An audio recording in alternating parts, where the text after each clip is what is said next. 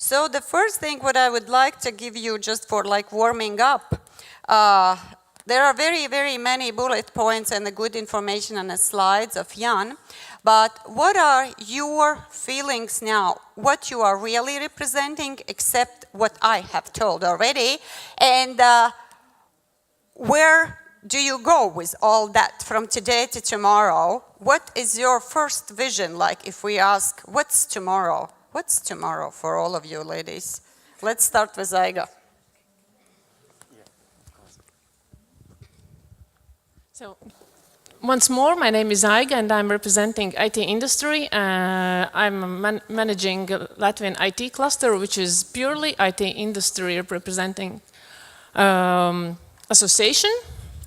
So we are membership organization and our members are IT companies. So clearly I'm advocating IT industry today.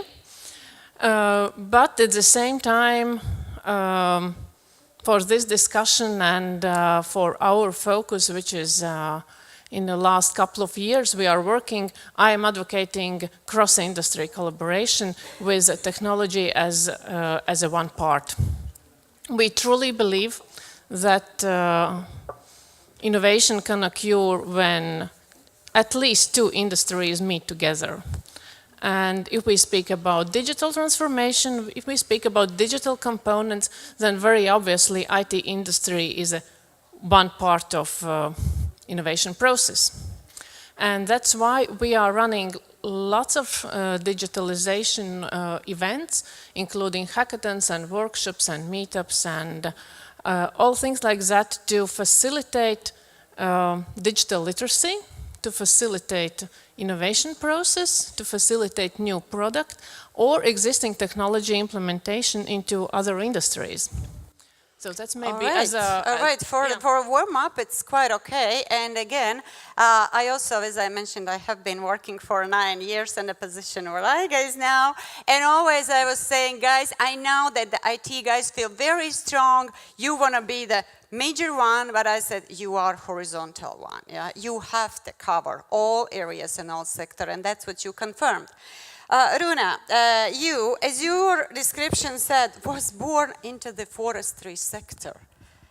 What does it mean now for you? Well, first I have to say that the company that I work for, Tretorget, we are consultants acting a lot like innovation brokers. And by acting as innovation brokers, we help businesses, a lot of SMEs in the rural areas in Norway, Hedmark, Norway. We help them to deal with their innovation processes. So that's what we do. As for the forestry sector, when I say I was born into the forestry sector, it means that my family has been forest owners for several hundred years. So I myself is a producer of biomass, forest-based biomass, when I'm not working as an innovation broker. The forest, we in the forest sector in Scandinavia, we say that green is the new black. The forest has this fantastic chemical structure with these long carbon chains, and this chemical structure actually makes the tree able to replace everything made out of oil.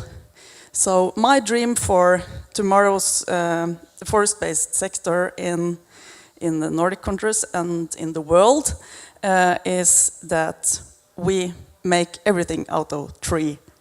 Wonderful, wonderful. Yesterday we already heard a little bit that Vidzeme is also the right region to be here, because Vidzeme region is also talking that we are quite rich with the forest, but we might need to think how to use them still.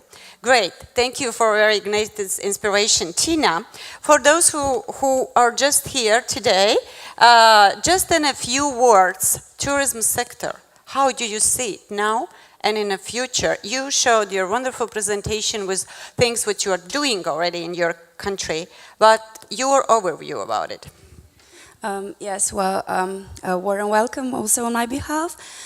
First, I have to say that although I work for New Tourism Institute and for the Institute Factory of Sustainable Tourism, in both cases I cooperate a lot with our National Tourist Board. So yesterday I presented some of the mechanisms that we implement together in the field of tourism innovation, but we also work very closely in the field of sustainability in tourism, which is one of the buzzwords, but not just that, it's also one of the commitments. If we look at where tourism is going, it's going where our lifestyles are going. It is changing very quickly because it has to answer the needs of the travelers, and the traveler needs are changing rapidly. The new generation of millennials is coming, and the way they travel and the way they think and the way they research and the way they book is completely different from the traveler we knew 10 years ago. So it has to adapt to the mega trends such as over-tourism, digital tourism, climate change. There are all the challenges that we speak about when we speak about global trends are the same as tourism needs to address. Then there is the need of personalization of experiences, authenticity, interactivity, and so on and so forth.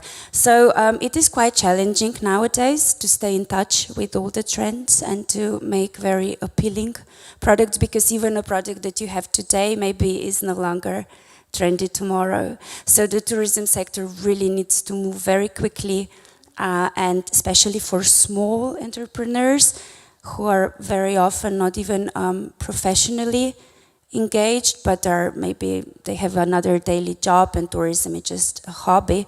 For them it's very difficult to stay in line with all that's going on. Yeah, and that's really connected already with the IT, what AIGA just said, that without digitalization and all that, we cannot make any next steps. Jan, the first question which came, it might supplement that what Tina has said about millennials and the requirements and our future. We are going to talk about skills competencies at the end of the day, but the question was directly addressed to you. In your opinion, which professions will disappear soon in Europe? Ooh. Okay, this is a tough question, I think so. Oh, we always know how to ask tough questions early in the morning. It's quite difficult to answer in the morning. So, I mean, at the end, of course, if you look just, I don't know, 60 years, 70 years back, there was a huge employment within the agricultural sector, for instance, but still there's a relevance for it. I mean, there are still many people working in it, in this sector, in many countries. So far, I don't think that really each profession is really completely disappearing. So each profession has its relevance to the market. And at the end, I mean, also, if you look on this example of cultural and creative industries, I mean, there's an upcoming trend of specific handcrafts for regional handcrafts, so which possibly disappeared a couple of years ago or decades ago, and now coming back. And so far, there's always a chance for specific sectors to find a niche. Possibly just only niche, so far very difficult to answer. So yes, yeah. But that's a challenge for all of us to be ready, and in the same time to renew something what it's forgotten, right? So then that's mean that professions, maybe there are no borders such as strict, but they can also cover each other. I mean, it's always necessary for a profession to reinvent the own type of profession, let's say. So it's, I mean, if you look in the agricultural sector, they're not anymore working than the same way than 15 years, 100 years ago, of course. And that's also the same for handcraft. So it's always a need to use the most innovative products and also equipment for your profession and so on. I think this is has a huge relevance. And the other thing is, in Germany, for instance, there's a big discussion, but also in other countries, about additive technologies, so 3D printing, for instance. If there is, let's say, a shift then for the production in this direction. But I think, and then with an effect then on the employment, of course. But I think at the end, this also will take many years that this, let's say, techniques implements and also shifts then employment to other, let's say, businesses and sectors. Right, so nothing will be very different in 2 years, that's for sure. Yesterday we also have heard AIGA from RUNA beer factory, brewery, and he was working with ladies who are picking herbs. And now he has to add techniques and the technologies how to make those into the product, right? And that's also kind of a very different profession. Keep mic and maybe you can start and then I'm going to use this question which was addressed to Jan, to you, but to all of you. Could you give a good example for entrepreneurial discovery process? Some best of examples of your country, from your experience, from your consultancy, entrepreneurial discovery process. Got point, yeah? Yeah, I mean, that's also a difficult question. Of course, there are good examples, would I say. I mean, if I look in the region of Hamburg, for instance, there are also such processes for developing smart specialization strategies, or strategy for Hamburg.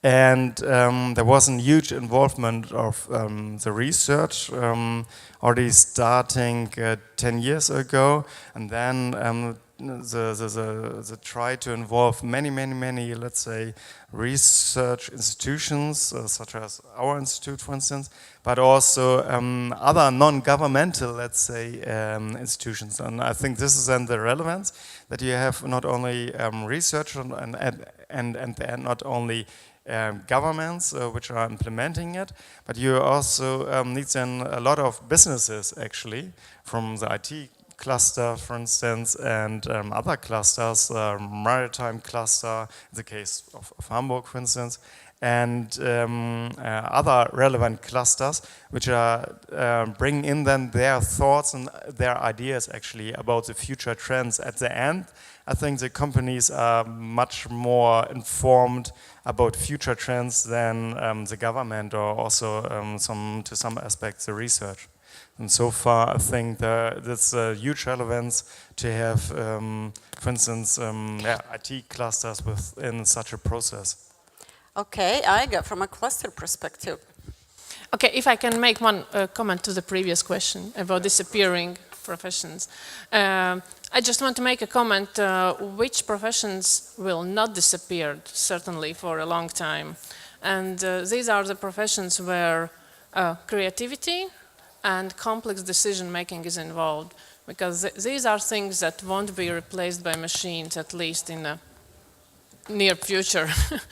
But about the question about entrepreneurship and entrepreneurial mind, and if we look at it from, again, from IT, from digital transformation perspective, when working with companies and industries, we found basically three very important points. First is changing the mindset. Technologies are all around us and all around the companies and industries and businesses. And it's not the question about whether do we believe in technologies. Yes, we do. So basically everyone sees the value and benefits from technology. But the question is if technologies will help my business to grow, if the technology will help my business to be more efficient, if it will bring more competitive advantage to my business. And from the other hand, there is always very human resistance to changes. And this is that has to be changed. Changing the mindset of entrepreneurs. The second thing about the collaboration, if we talk about collaboration between IT and other industries, there are lots of problems in it. And sometimes companies see each other as enemies, or maybe somebody who wants just to sell me something. So this is also not working. So collaboration should be over it. If we are talking about creating innovations in a digital perspective, then it's a collaboration over sales. And the third, maybe last but not least, is how do we work with companies that final decision and is on company's side who is implementing those technologies. Not IT, not consultants, not people around who are telling lots of nice things and inspiring, but the final decision is on company's side. Companies should decide whether or not they will implement this or that technology. And this is their decision. Unless it's not so, it's not working again. Thank you. Nice points, strong points, and that's what I would like to say, that companies also should probably concentrate not just on their needs and then take a decision, but the end user needs, whether someone needs that, what they would like to implement or develop. What about ladies from your sectors, your ideas? That's exactly what you said, the end user need. In tourism, of course, we are targeting the end user, the tourist. So it is extremely important to know what they want. There is a trend of personalization of experiences. So ideally, you know each individual user.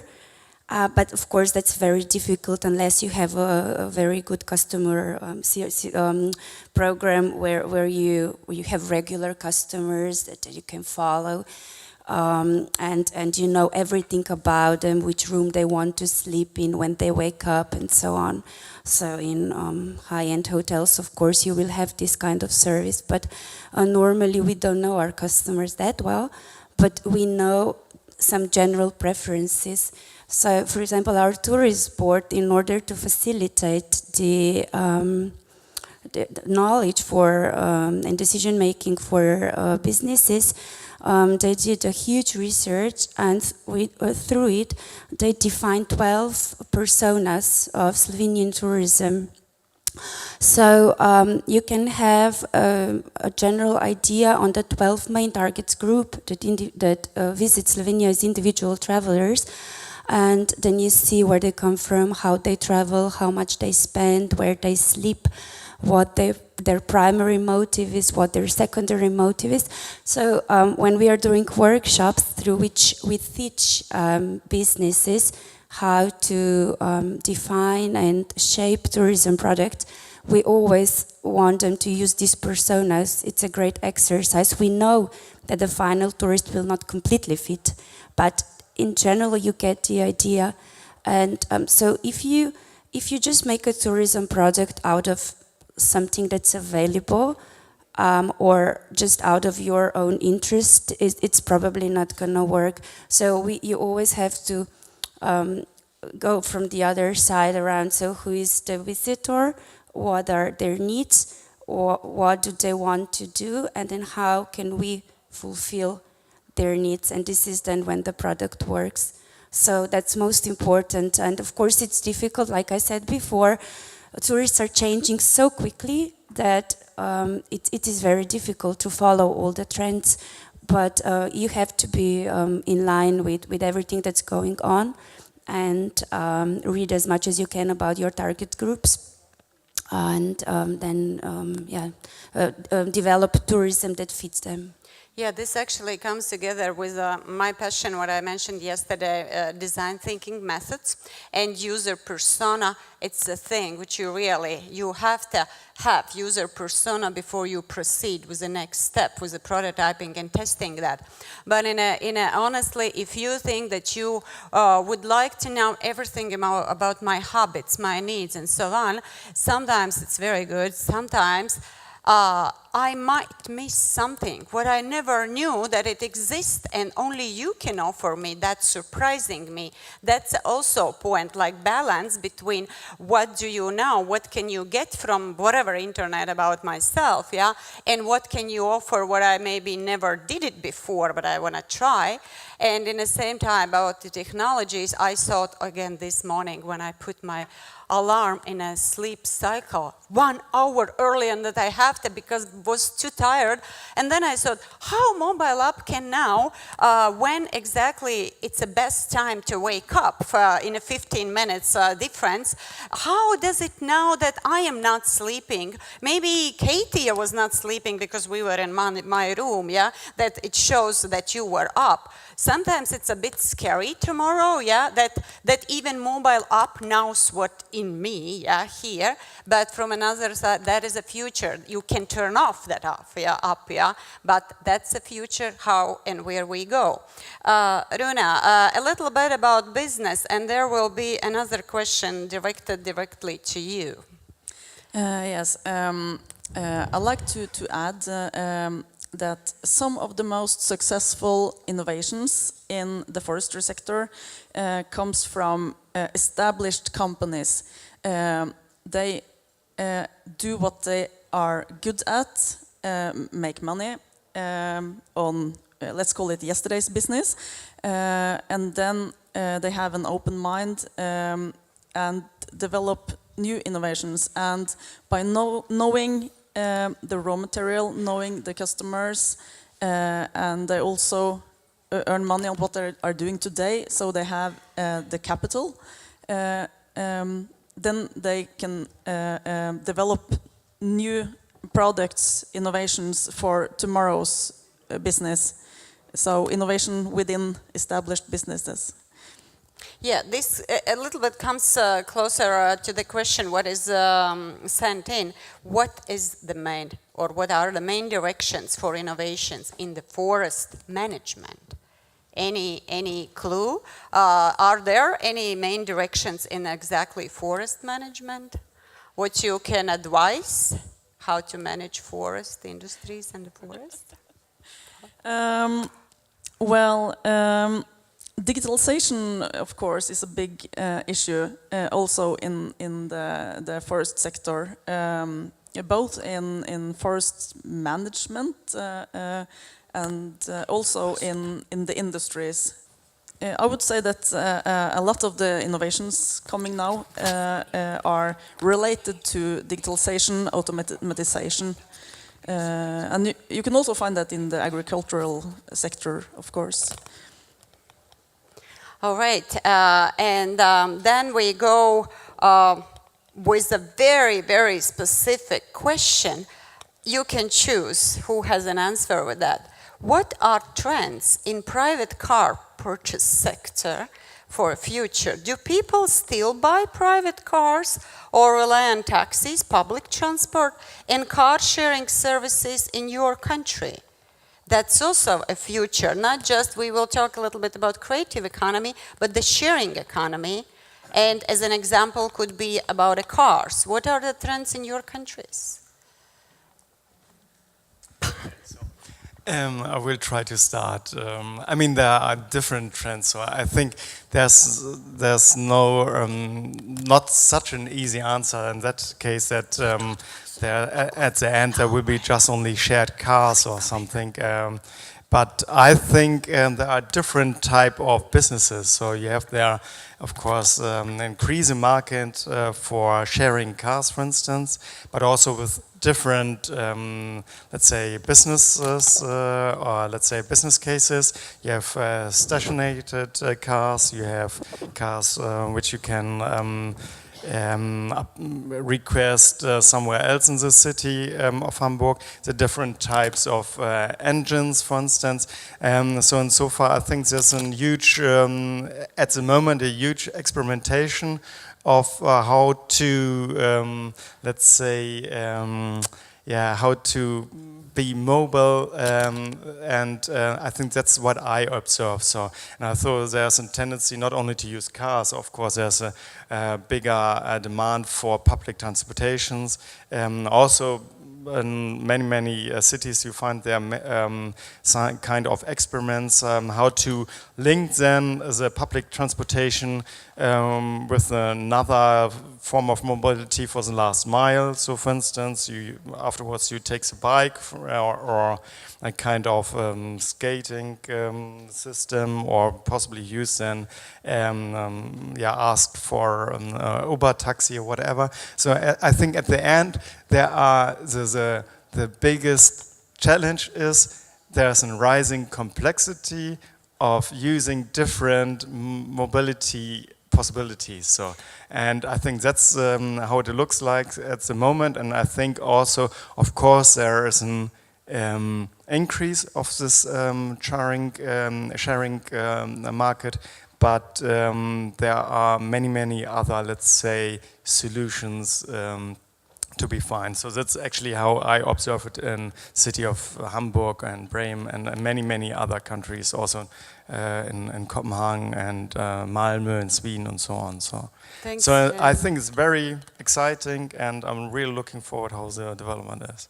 And there is another challenge regarding the cars, bikes, or whatever. It's a challenge to have a good roads. And that's a challenge for companies, for municipalities, for state. And we are in Latvia now. It's a very painful issue, and it's still a lot of room for improvement, yeah. And if we would have a nice roads and a good quality roads, no matter whether it's a rural area or a city, then definitely persons can choose what kind of vehicles they use in their daily work, daily activities. Any additions from you ladies? Well, I would tend to agree. That's the same in Latvia, that diversity of mobility options is increasing, definitely, even today. So we see there's sharing cars, mobile taxi apps, apps that you can pick up a car and drive it wherever you want and then leave it there. So these are viable services, and it shows that this diversity will grow. But at the same time, it's a question of human nature. And at least I believe that Latvians are very proprietary people. They like to own something. And this won't change probably in the near future, that people will always want to have their own vehicle. Yeah, thank you. What about Norway and Slovenia? Norway is one of the greatest oil producers in the world. But we also have this strange phenomena as for electric cars. The most popular car in Norway nowadays seems to be the Tesla, because we have all this, you pay taxes when you buy cars, but if you buy a Tesla, then the government has cut all the taxes on electric cars, so it's quite strange. But you mentioned infrastructure, and I have to say that for forestry and forest industries, infrastructure is extremely important, because we need good roads and good railroads to transport our products, and also harbors. So infrastructure is a big issue for our sector, especially in the rural areas. Okay, then we share this issue with you, yeah. Ida? For Slovenia, first I have to say that same as in Latvia, an average Slovenian wants to have a good car, so it's still a status symbol. I think it's still the remains from the old times, where in Yugoslavia you had to order a car and then you waited for the car for 6 months or 1 year before you got it. So it is very hard, yes, to give up a car. Then the second thing is also that it is. Well, it's a relatively small country, but also the population is just 2 million, and there is a lot of small villages that are scattered around, so it's difficult to make public transport viable financially, so people really depend on their cars. So that's one thing. The other one is that, for example, Uber, We were not one of the primary markets Uber wanted to target because of the size, and once they approached Slovenian government, it was already so, well, had the reputation of a company that wasn't really doing everything as they should be, so our government decided not to let Uber in. So we just use taxis and, yeah, okay, mobile apps, but not Uber or Lyft or any of the other car sharing services. And when we speak of transport and the trends in tourism, there is, yes, the car sharing trend, of course, and there is the bike sharing trend. And now the new one is electric scooters, because there is a lot, of course, electricity and sustainable mobility is very important. And an electric scooter can get you very far and in a relatively short amount of time. So the mobility is constantly yes, changing, and there's a lot of innovation in the mobility that we offer to our visitors, because also as an answer to the recent mega trend of over-tourism, where you know that in some destinations we have a lot of tourists who come at the same point in time to the same place. And of course it's important to spread these flows, and it's quite easy to, well, it is easier to spread these flows if you offer a mobile transport mean to tourists who are there without it. So yeah. Yeah, that's back to point that again the generations who are using mostly these services, sharing services, of course, are probably not that more X but Y and Z. Those generations, right? And they are already born with the digital skills. That means that we have to supplement services and the product so they can use that over a place. Jan, some addition you had, and then we will go to a big broader issue. No, I mean, I partly agree on this, let's say, discussion about the status symbol. I mean, of course, the car is still a status symbol, but there's a shift, I think. If you look more on the younger people, it's also a status symbol to have more leisure time, for instance. It's also a status symbol for having mobile possibility in your job. To make, I don't know, homework, to, let's say, have different type of jobs. It is also a status symbol to have mobile phone or some different, let's say, technical equipments. So far, I think there's a shift from specific types of a status symbol from a car to another status symbol. It's also a status symbol in the city of Hamburg, also in the city of Bremen, to go by bicycle to work. So they are used, I think, more than 40% of the people just riding by bike to their workplace. So far it's a status symbol to have the time to use it, and also it's a symbol of health, of course, and some other symbolics. And so far I think there's a shift, but still, of course, a car has in a specific age still its existence, let's say. So. Right. And the finalizing about a status, just I want to share one of my friends from Tallinn who is working in Moscow. He said 3 years ago that if you come to the meeting in time, then the business partner asking, are you okay? What kind of roads, which street you use? No, I came by metro. Then it's exactly like what? There is no status quo if you use a metro in Moscow. If you are late for a meeting for 1 hour, even more, it's okay. It's a big traffic, but you have to have your own car. So we still in that status. But anyway, talking about sharing, and let's take it a bit broader. And that was also one of the questions came during Jan's presentation. But what I see that we can think about it in a broader way. You presented that some of the regions are developing faster, some of the regions developing slower, as it should be. So innovation scoreboard also shows a big difference. And the question is, if that's always a need to be invented new things, maybe it need to implement already good invented things. And how about sharing between regions which are on a high level already with some regions which are still developing innovations? that cannot be copy-paste. It's not very nice, right? IPR, intellectual property rights, all of that. But still, do you think that regions which are developing slowly can adopt those innovations from the regions which are already? Why do we have to invent new wheel? We are in Europe, and even close countries are with us, yeah, neighbors. So we still need to think how to strengthen our all global market, not just the separate country by country. Your views on that, please.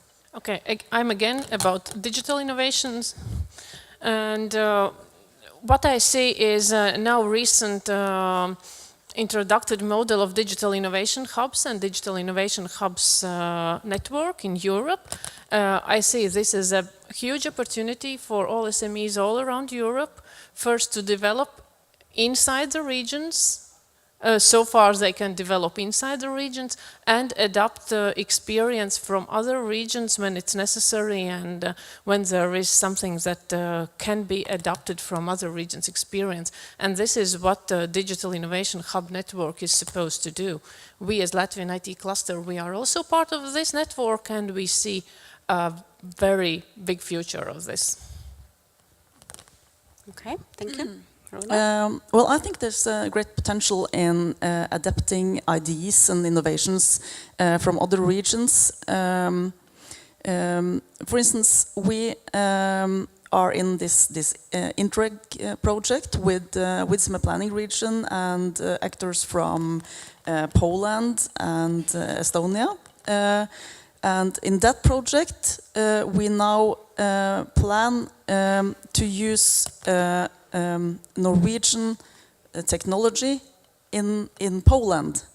So the idea is that our Polish partners, they will start to produce zero-emission buildings based on Polish raw materials, Polish workforce, by adapting Norwegian or Scandinavian innovation and skills. So this project, we are just talking about this project these days, so it's in the starting phase. So by collaborating and building networks between different regions, both within the country and with other countries, you can achieve a lot, I think. Actually, I want to say that during this period, programming period, these Interreg projects and cross-border projects really gives the value. And for this region, when I started to work with Vidzeme planning region, guys, you had, I guess, only 3 into Interreg projects. Now, Vidzeme region is implementing more than 35 projects, and with that, they are trying to bring these foreign competencies, knowledge-sharing technologies to region, and this is a really big benefit when we can have you here and when we can have your partners and the companies here, and that might be the way how to transfer this knowledge and the know-how. Tina, would you like to add something on that? Well, in tourism, I think we are all addressing a global traveler. So many regions or many destinations are actually addressing the same tourist. And of course, they are developing similar solutions if they are good. If they can target this particular tourist, they know what they want, and they will provide for them something that they will be willing to buy. And it's the right thing to do for a business, to look around and see what the others are doing. So why is a destination similar to ours attracting so many tourists? Let's go there, let's see, let's learn from them, and let's copy, of course. What I said, mentioned yesterday, what is very important is this process, is the adaptation of something that you see abroad or are inspired by to your local environment, to the local culture. We cannot see like something here in Latvia and then just copy it and bring it to Slovenia. We have to adapt it. maybe the architecture, the content, the gastronomy or whatever, but there's absolutely nothing wrong with, even I think that the best entrepreneurs, of course, they look around and they copy. And also in tourism, there's a lot of global brands that operate all over the world, so this is how they spread their business models all around. And sometimes you see that if a global brand enters your market, the other hoteliers wake up a little bit and they start looking at the competition and they say, oh, look at how they're doing this, we have to start as well. But that's all good, I think, that's progress and should be like that. Thank you. And in addition, in the question pool, there was a question a little bit more directed to what, guys, in your country could be taken from Vidzeme region, what would be applicable. I'm not going to ask you to do answer now immediately, because definitely you probably need to research and need a bit to see, but as yesterday, it was presented that Vidzeme region is a very, very special one, and they have, in Latvia, of course, we have our WIS3 smart specialization strategies set, but Vidzeme region has their own, a bit in addition, more, where they are targeted to. And of course, there was a question what to do today. That's like a rehabilitation and a health services, they will stay probably forever, but some other these sectors might disappear tomorrow. So these strategies should be adapted with the time very fast. Unfortunately, some documents and policies do not help for us. But if we come back to the pool of questions, and audience is very active, so I'm afraid I will at the end read just the rest of the questions, but the very, very straightforward, what do you think about digital marketing, selling ourselves? Digital marketing, that's already yesterday, or it's still today and a bit of tomorrow, or digital marketing is like, come on, there are new trends already? Definitely, digital marketing is yesterday, it is today, and it is also tomorrow. Oh. There is no way you can let know the whole world, the whole global market about you. So how you can do it in other ways? Okay, other opinions? In the forest industries sector, I think that digital marketing is kind of, we haven't reached that far as other sectors has, to be honest. So there's a great potential in developing these digital marketing systems and skills. Yeah, in tourism, you know how important it is for sure. Not just digital marketing, but also we have to be able nowadays, as tourists, as visitors, we want to book everything online. So not just accommodation, but also experiences. You know, Viator page, for example, where you actually purchase an experience. So it's going to be more and more difficult for smaller tourism providers who are not online to sell anything, because the new generation, they're just going to take their smartphone, make an instant decision and book online, and they want an instant confirmation. They don't want to receive an answer, we will contact you in 24 hours. No, you just receive the confirmation with the code and the place and date where you have to be, and that's it. Yeah, definitely, it's all getting more and more digital. Right, right. And then we come back to the creative economy, creative industries in a connection with all that. And that's actually, to me, it sounds it's really future, and talking not just the creative art craft, yeah, but also about the creative industries, which can supplement traditional industries with great methods, with the creative thinking. Not every creative activity should be counted as a innovation, and yesterday we have learned when innovation is counted as innovation, yeah, so we can examine you during lunch, whether you know that, yeah, but anyway, your ideas about creative industries, and also taking into account what all of you already touched, climate changes, health and food and all of that, yeah. So we see that there is already trends that the drivers of these requirements are not anymore private companies. And sorry, I would like to say it's not even public sector. Would you agree with me that society, our children, our youngsters, they are drivers for new changes, for all these things need to be taken into account, or other opinions? Who are the drivers in the future for all these innovation needs? Not opportunities, but the needs.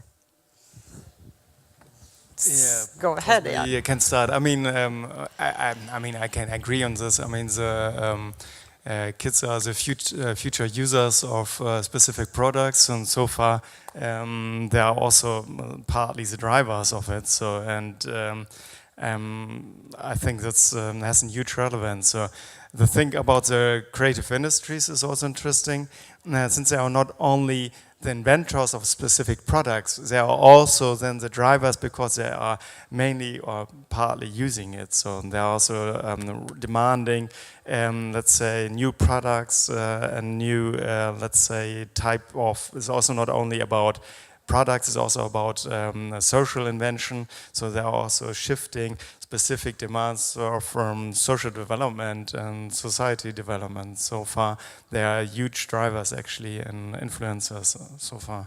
And kids, of course, yeah. Yeah, completely agree.